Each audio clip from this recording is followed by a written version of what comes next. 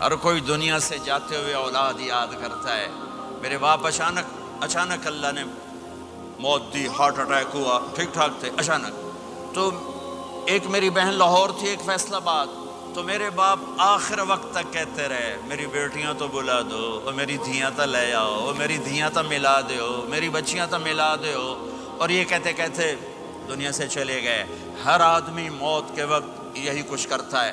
میرے نبی دنیا سے جا رہے ہیں، دنیا سے جانے کا وقت ہے، 12 ربیع الاول ہے، پیر کا دن ہے، 7 جون ہے، 11 ہجری 633 عیسوی۔ جبریل نے آ کے صبح آپ نے ساری بیگمات کو بلایا، رخصت فرمایا، ملاقات کی، بیٹے کو بلایا، کان میں کہا میں جا رہا ہوں۔ وہ رونے لگی، رو نہیں، سب سے پہلے تیری میری ملاقات ہو گئی۔ 6 ماہ بعد بیٹی بھی پہنچ گئی باپ کے پاس۔ پھر داماد کو بلایا، ان کا سر اپنی گود میں رکھا، کمر پہ ہاتھ پھیرا، دعا دی، رخصت فرمایا۔ آخر میں اپنی آنکھوں کی ٹھنڈک کو بلایا، کون؟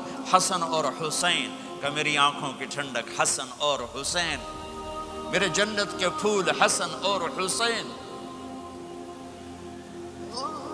یوں لیا اور ساتھ ہی آنسو ٹپ ٹپ ٹپ ٹپ ٹپ ٹپ۔ بیویوں کو جدا کیا، آنسو نہیں، بیٹی کو جدا کیا، آنسو نہیں، داماد کو جدا کیا، آنسو نہیں، جب بچوں کو جدا کرنے لگے تو یوں آنسو۔ ایک کو زہر میں تڑپتے دیکھا، ایک کا کٹا سر نیزے پہ چڑھتے دیکھا، تو آنسو رک نہیں سکے، دعا نہیں کی، ہاتھ نہیں اٹھائے، اللہ کی تقدیر کے سپرد کر دیا، اولاد کو ذبح ہونے کے لیے تیار کر لیا کہ کل میری امت اولاد کے پیچھے جھوٹ نہ بولے، رشوت نہ لے، حرام کاروبار نہ چلائے، دھوکہ نہ دے، فراڈ نہ کرے، بچوں کو کہاں سے کھلائیں، بچوں کو کہاں سے پلائیں، کہ یہ میرا حسین کا سر کٹ کے نیزے پر چڑھا ہوا ہے۔ جب سب چلے گئے تو جبریل آ گئے۔ آپ نے فرمایا کیا ہوا؟ خاموش کھڑے تھے، کہ موت کا فرشتہ دروازے پر ہے، اندر آنے کی اجازت چاہتا ہے۔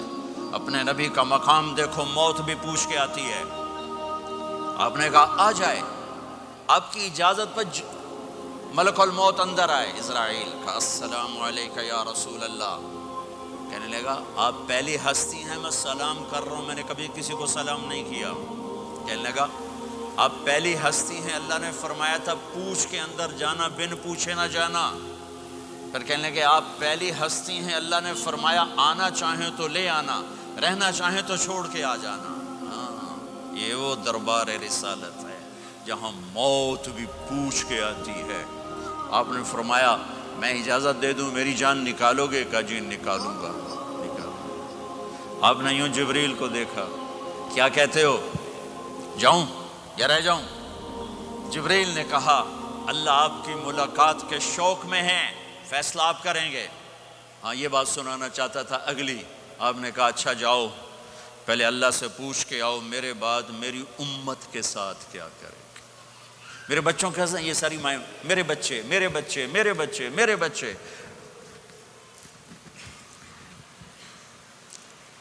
میرے نبی کو تو پتا تھا کہ یہ تڑپ تڑپ کے ایک زہر میں جائے گا اور ایک کا سر کٹ کے نیزے پہ چڑھے گا، کیوں نہیں ان کے لیے ہاتھ اٹھائے؟